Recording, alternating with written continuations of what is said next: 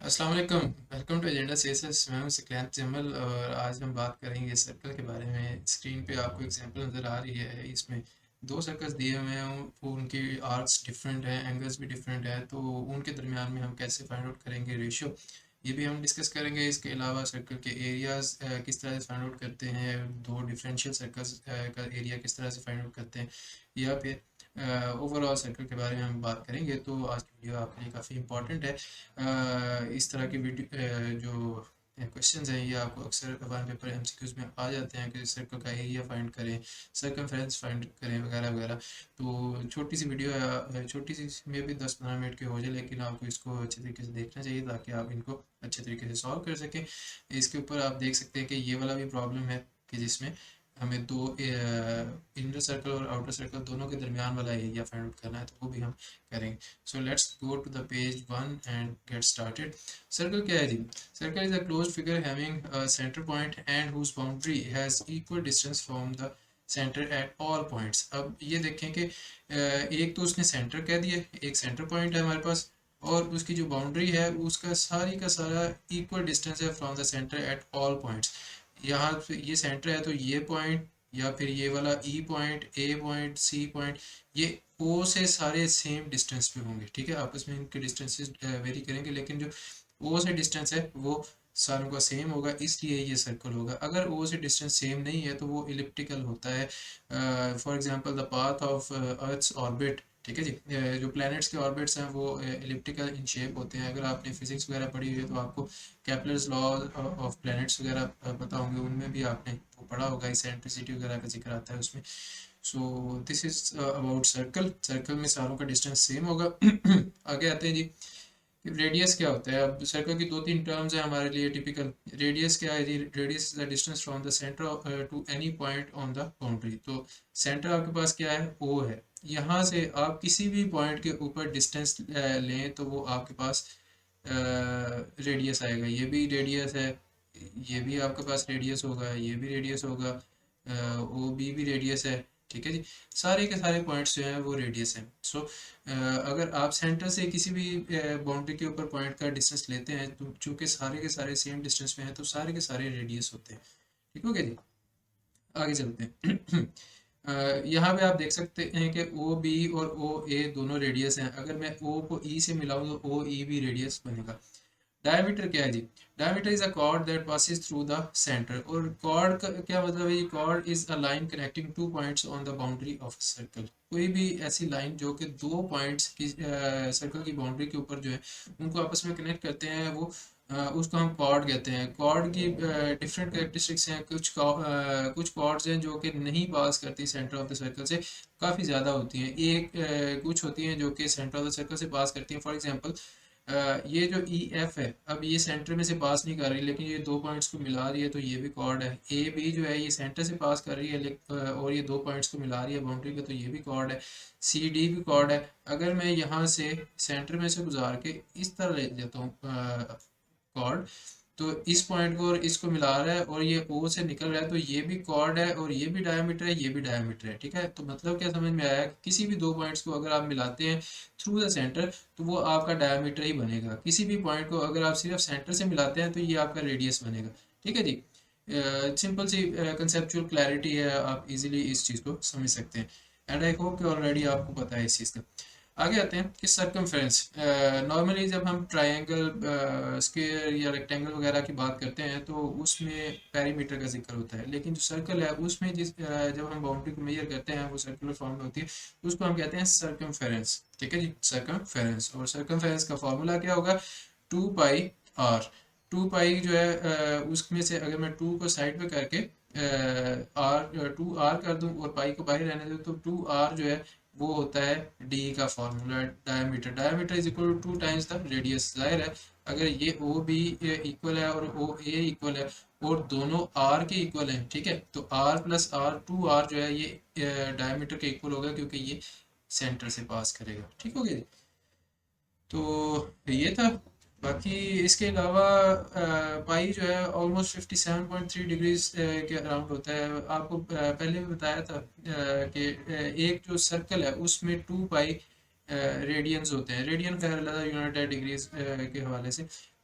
वैसे हमने पहले एंगल्स के बारे में डिस्कस किया था कि एक जो ट्रायंगल है उसके अंदर पाई एंगल होता है टोटल, या फिर 180 वगैरह। खैर इसके ऊपर बाद में बातें करेंगे। फिलहाल ये आपके लिए सारा कुछ गुंजल मुंजल हो जाएगा। अभी आप सिर्फ इतना याद रखें कि पाई है, इसमें 2 पाई आर है, और इसमें से 2 आर में अगर ले आता हूँ तो पाई डी हो जाएगा, और ये सर्कमफेरेंस का फॉर्मूला है मेरे पास। इसमें से पाई क्या है जी? पाई को हम डिनोट करते हैं इस सिंबल से, और इसको पी आई लिखते हैं। मैंने यहाँ पे ई लिख दिया था क्योंकि मुझे भूख लगी हुई थी, रोज़ा था। खैर पी आई पाई होता है, और इट इज़ इक्वल टू 22/7। इसको अगर आप सॉल्व करते हैं ना तो 3.14159265 आगे जाता जाएगा, जाता जाएगा, जाता जाएगा। और ये एक ऐसा डेसिमल नंबर है जो कि नॉन रिपीटिंग है। दैट मीन्स कि अगर तो यहाँ पे कोई एक सेट मेरे पास बन जाता है जी, फर्ज करें इतने नंबर हैं, ये आगे इसी तरह रिपीट हो जाते हैं, तो वो रिपीटिंग नॉन टर्मिनेटिंग होगा अगर वो आगे चलते जाते हैं। अगर वो टर्मिनेट हो जाता है आफ्टर सर्टेन एक्सटेंट, यानी कि 3.1415 के ऊपर आगे वो खत्म हो जाता है, तो वो टर्मिनेटिंग डेसिमल होगा। ठीक है, लेकिन ना तो इसके नंबर्स जो हैं वो रिपीट होंगे, वो हर दफ़ा डिफरेंट नंबर आएंगे, बहुत बिलियंस ट्रिलियंस में जाके भी रिपीट नहीं होते। ठीक है जी। और जो ये है, ये कभी टर्मिनेट नहीं होगा, ये इसका कभी आप पूरा आंसर निकाल नहीं सकते। ठीक है, तो ये आगे चलते जाएंगे अशारिया में इनसे आते जाएंगे। सो हम क्या करते हैं कि 3.14 है, आगे वाला हिस्सा 1 है जो कि 5 से छोटा है, तो हम उसको राउंड ऑफ करके टोटल 3.14 लिख लेते हैं पाई की वैल्यू। इसी को हम लोग यूज़ करते हैं, या 3.14 यूज़ कर लेते हैं, या फिर 22/7 यूज़ कर लेते हैं, एक ही बात है। एरिया ऑफ सर्कल क्या होता है जी? पाई आर स्क्वेयर। ये pi r square area of circle का फॉर्मूला है हमारे पास। पाई जो है आपको पता है ये है, और रेडियस आपको पता है कि सेंटर से किसी भी पॉइंट का डिस्टेंस है बाउंड्री के ऊपर। एग्जांपल्स पे आते हैं, 2-3 एग्जांपल्स हैं आपके लिए। If the circumference of a circle is 15.7 centimetre, find its diameter. तो अगर मुझे सर्कल का सर्कमफेरेंस मिला हुआ है, तो मैं डायमीटर कैसे फाइंड आउट करूंगा? अब ये थोड़ा सा ट्रिकी है, क्योंकि आपने हमेशा पढ़ा हुआ है कि C is equal to 2 pi r, लेकिन मैंने आपको पिछली स्लाइड में पढ़ा दिया है कि C is equal to pi D भी होता है। 2 आर को आप पाई डी लिख सकते हैं, तो डायरेक्टली भी आप डायमीटर निकाल सकते हैं, या आप कान दूसरी साइड से पकड़ लें और आप पहले 2 पाई आर से रेडियस निकालें, फिर दोबारा उसको 2 से मल्टीप्लाई करें, एक ही बात है। ठीक है जी, दोनों तरह आंसर आपका सेम आएगा। Circumference is equal to 2 pi r is equal to pi D. तो पाई डी यहाँ पे सर्कमफेरेंस की वैल्यू मैंने लिख दी 15.7 और 3.14। इसको अगर आप डिवाइड करते हैं तो ये 5 आ जाएगा। 3.14 को अगर आप 5 से डिवाइड मल्टीप्लाई करते हैं तो 15.7 बन जाएगा। तो ये हमारे पास इसके डायमीटर का आंसर आ गया है। ठीक है, अगर आपको रेडियस पूछा हुआ है इसका, आप हाफ कर सकते हैं, या फिर आप डायरेक्टली यहाँ से फाइंड आउट कर सकते हैं। किसी भी तरह से मैथ हो जाता है, आपकी लॉजिक ठीक हो, स्टेप्स ठीक हो, तो आप कहीं फंसते नहीं, आपके आंसर वेरीफाई भी हो जाते हैं और ठीक भी होते हैं। अच्छा जी, if the area of a circle is 154, find its radius and diameter. तो ये एग्जांपल मैंने खुद बनाई थी ताकि मेरे लिए कैलकुलेशन में आसानी हो। आपको भी ज़्यादातर इसी तरह आएगी कि या तो वो कट कट आ जाएंगे, 3.14 का मल्टीप्लाई होगा, या फिर 22/7 के साथ किसी तरह से वो कट कुट जाएगा, और आप इजीली उसको फाइंड आउट कर सकते हैं। तो एरिया ऑफ सर्कल मुझे दिया हुआ 154, find its radius and diameter. तो मैं क्या करूँगा, area is equal pi r square होता है जी। एरिया की वैल्यू 154 पाई की जगह मैंने 22/7 लिख लिया, और आर स्क्वायर। ठीक है जी। अब 154 जो है, इसके अगर मैं फैक्टर बनाऊँ तो ये 22 × 7 जो है 154 बनता है, और 22 ऊपर से इधर से कैंसिल, इधर से कैंसिल, 7 उधर जाकर मल्टीप्लाई हो जाएगा। R square is equal 7 × 7, r square is equal 49। Taking square root on both sides, r square is equal to square root 49, r is equal to 7। और उसने डायमीटर और रेडियस दोनों पूछे हुए हैं, तो D is equal to 2 r, D is equal 2 × 7, और ये 14 आ गया। ठीक है जी। इसमें हमारे पास यूनिट नहीं है, इसलिए हमने यूनिट नहीं लिखा। ऊपर यूनिट लिखा हुआ था, सेंटीमीटर में था, सो हमने यूनिट भी लिखा था। आपने जब CSS वगैरह के, या किसी भी डिस्क्रिप्टिव वगैरह एग्जाम में भी अगर कोई आता है इस तरह का क्वेश्चन, यूनिट्स का भी ख्याल रखना है और स्टेप्स भी करने हैं। वरना जो वन पेपर वाले हैं या FPSC वगैरह वाले हैं, उसमें चाहे आप स्टेप्स उसको ना भी करके दिखाएं, आपका आंसर ठीक आ रहा है, आपको अपनी लॉजिक का पता है, आप अपनी फिंगर टिप्स पे भी अगर कैलकुलेशन करते हैं तो दैट इज ऑल्सो फाइन। तीसरी एग्जाम्पल पे आते हैं जी। ये हमें उसने दो सर्कल्स दिए हुए हैं, ठीक है जी। और वो कहता है कि जो शेडेड एरिया है ना, इसको फाइंड आउट करें ये किस तरह से आएगा। इसमें वैल्यूज हमें नहीं दी हुई, लेकिन वैल्यूज आप खुद ऐड कर सकते हैं। ये मैंने आपके लिए बेसिकली बताया है कि आप इस तरह के प्रॉब्लम किस तरह सॉल्व कर सकते हैं। वैल्यूज आप कोई भी आ जाए, आपको अंडरस्टैंडिंग होनी चाहिए, ठीक है। तो एक सर्कल बी है, एक इनर सर्कल ए है, और जो सर्कल ए है उसका रेडियस R1 है, बाहर वाले का R2 है, सेंटर पॉइंट O है। एरिया ऑफ सर्कल ए क्या होगा जी? एरिया ऑफ सर्कल ए जो है, अब ये देखिएगा कि ये वाला सारा एरिया, ये ए का एरिया है, ठीक है जी। ये मेरा एरिया है इसमें एंट्रेंस नहीं करने का, ठीक है जी। ये सारा ए का एरिया है। इसको अगर आपने फाइंड आउट करना है तो पाई आर स्क्वायर, आर किस क्या आएगा हमारे पास इस केस में? R1 आएगा, ठीक है जी। तो R1 हमने लगा दिया, पाई R1 स्क्वायर, ये ए का एरिया आ गया पहले का। फिर अब हमने अगर बी का एरिया फाइंड आउट करना है तो वो हमारे पास क्या आएगा? बी का एरिया है जी टोटल एरिया, ये देखिएगा यहाँ से इधर, ये ए का भी जो दरमियान वाला एरिया है ये भी बी के अंदर ही है, फिर ये वाला भी है, फिर ये भी है, ठीक है। तो सारा आप देख सकते हैं कि ये सारा बी का एरिया है, ठीक है। इसमें ए ने एंट्रेंस कर दी। तो इसको आप कैसे फाइंड आउट करेंगे? A is equal to pi R2 square. R2 जो है ये बी का रेडियस है, तो आप इस तरह से बी वाले का भी एरिया फाइंड आउट करेंगे। अब आपको उसने क्या कहा है कि जी ये बाहर वाला एरिया मुझे सिर्फ चाहिए, ठीक है।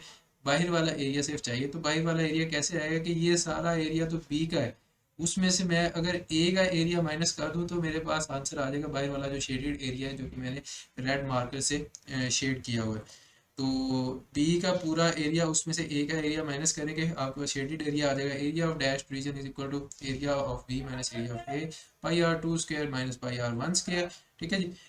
इनको भी आगे सिंप्लीफाई किया जा सकता है, like pi into R2 square minus R1 square, और R2 square minus R1 square जो है वो इक्वल किसके बराबर होगा? R2 plus R1 into R2 minus R1, वो ए स्क्वायर माइनस बी स्क्वायर वाला फॉर्मूला, ठीक है। तो सिंप्लीफाई करने के वेरियस मेथड्स हैं, आप उनको इजीली प्रैक्टिस कर सकते हैं। लास्ट एग्जांपल है जी हमारे पास आज की। ये दो सर्कल उसने हमें दिए हुए फिगर बना के, मैंने ट्राई की है कि मेरी तरफ से ठीक सर्कल बने। अगर ये गोल रोटी नहीं है तो मेरी तरफ से माजरत, बट मैं कंपास का इस्तेमाल करना नहीं चाह रहा था। मैं ज़रा टाइम कम होता है तो मैं चाहता हूँ कि ज़रा जल्दी जल्दी में ही अपने लेक्चर रिकॉर्ड कर लीजिए।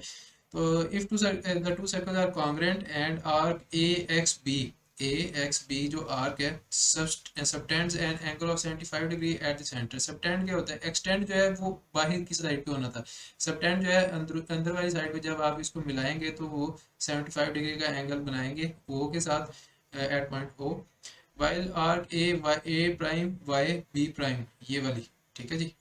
ये जो आर्क इधर से इधर तक है, खैर ये स्ट्रेट लाइन लगी। Let me just draw an arc here, ठीक है जी। एक ये आर्क है हमारे पास और एक आर्क है ये। चले, आई होप कि आपको समझ आ रही है।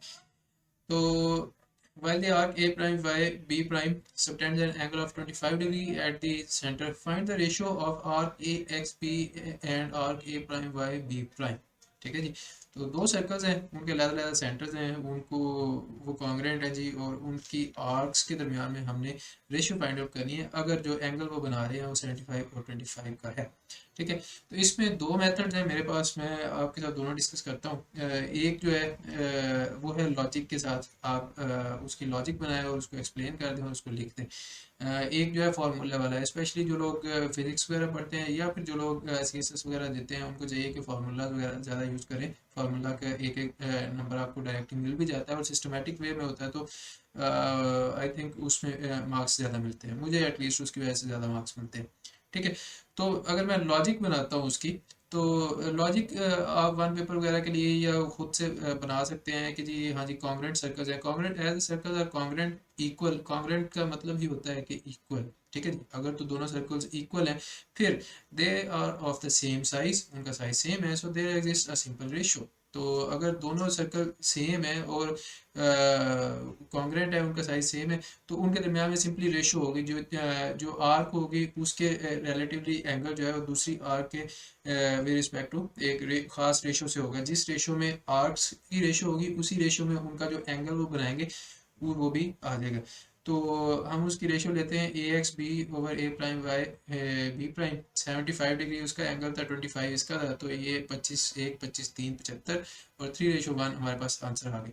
फार्मूले के साथ आते हैं जी, कि फार्मूला हमारे पास क्या होता है, S is equal to r theta. आपने फिजिक्स में या फिर जनरेबिलिटी में पढ़ा होगा ये, कि S is equal to r theta, r की लेंथ फाइंड आउट करने का फार्मूला होता है। S is equal to S क्या है, लेंथ ऑफ द आर्क होती है जी, जो कि ये वाली जो आर्क है इसकी लेंथ कितनी है ये हम फाइंड आउट करते हैं।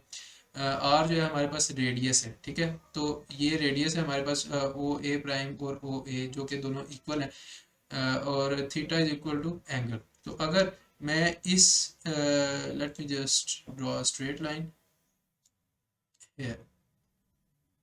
ठीक है जी, अगर मेरे पास ये रेडियस है ऊपर वाला रेड कलर में, तो इसको मैं अगर 25 डिग्री इस साइड पे मूव करवाऊं, उसको मूव करवाएं या फिर क्या इसको कहते हैं ट्रिवर्स करवाएं, तो मेरे पास ये वाली आर्क बन जाएगी, ठीक है जी, at the boundary of the circle, ठीक है, और बाउंड्री ऑफ द सर्कल पे ही आएगा क्योंकि हमने रेडियस के साथ उसको ट्रेवर्स करवाया। तो अगर मैं उसको 25 डिग्री ट्रेवर्स करवाता हूँ तो ए प्राइम वाई बी प्राइम बन जाएगा। तो ये फार्मूला एग्जिस्ट करता है इसी वजह से, ठीक है जी।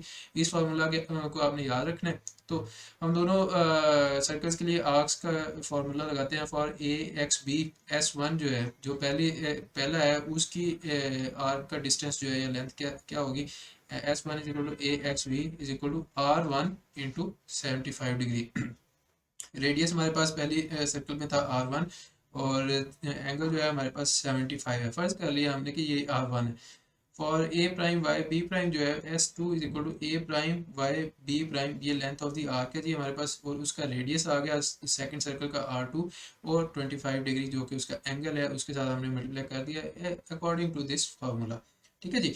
अब इधर से आप जरा इस साइड पे आ जाए, हमने इन दोनों की रेशियो फाइंड आउट करनी है। उसने हमें क्वेश्चन में पूछा हुआ है कि A X B over A prime Y B prime find करें। तो रेशियो इज इक्वल टू ये इज इक्वल टू पहले की हमारे पास क्या इक्वेशन आई है जी, R one 75 degree over R two दूसरे की 25 डिग्री, ठीक है जी, दोनों को लिख दिया। लेकिन हमारे पास जो कंडीशन है वो है कि जी कॉन्ग्रुएंट सर्कल है, दैट मीन्स कि r one is equal to r two, दोनों कॉन्ग्रुएंट है, इक्वल है, तो आर वन और आर टू कैंसिल हो जाएंगे क्योंकि इक्वल है। और रेशियो इज इक्वल 75 और 25, अगेन यहाँ पे रह गया 3/1 या फिर 3:1, हमारे पास दोबारा यहाँ से भी सेम रेशियो आ गई।